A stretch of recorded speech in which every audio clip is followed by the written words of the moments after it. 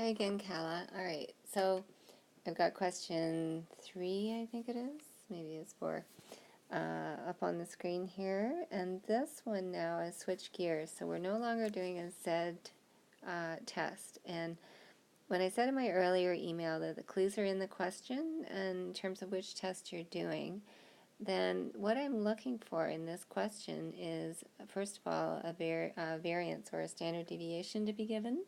And it doesn't matter either of the population or the sample, because I can use either in my Z-score calculation, but neither one is given here. The other thing that we're kind of not given is a sample mean. It's not sort of stated as a mean. So this one, when you see the percentages and things like that, like more than 50%, and they give you a proportion, like 394 out of 758, then that's a proportion. And so that is going to be a different type of formula that you're going to use for that. You can't use a Z-score for this one. So they're getting at that in the first couple of questions, and they're trying to lead you there, which is really nice. In the first question, what's the null hypothesis? And you notice that both what should be labeled as A and B are the same at 0.5. And at first I was like, well, why did they put two of the same answers? But then I realized they used mu for A and they used P for B. So they're actually testing to see if you realize that this is a proportion question and not a Z-score normal curve question. So that's why the P is there. And it's the same thing for the alternate hypothesis. This one is the same as B, but it's P greater than 0.5, whereas the other one was mu greater than 0.5, and that doesn't sort of fit in this kind of a case. Now, the significance level is 5% because they told us in the question that it was a 5% significance level, so that's easy. And then when it comes to finding the value of the test statistic, you need a different formula than the one that we've been using.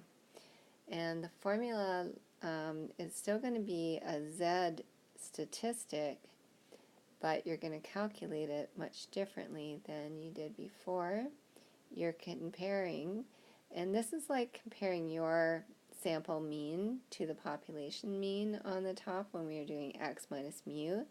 All you're doing here is comparing the proportion that you were given to the proportion that they're making the claim about.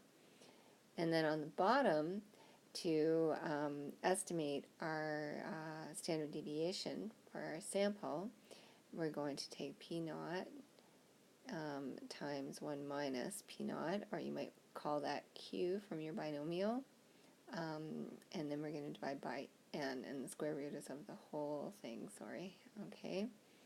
So if you do that and you feed the appropriate numbers in, then P hat, which is this first one, is the difference between, P hat is this one that I've calculated up here, 394 over 753.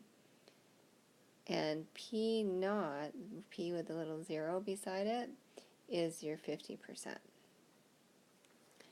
And so in this case, when you subtract the two of them, this one, the P hat, is just slightly bigger. It's 0.5197, 0.5198 rounded off. And this one's 0.5, so you get a positive answer.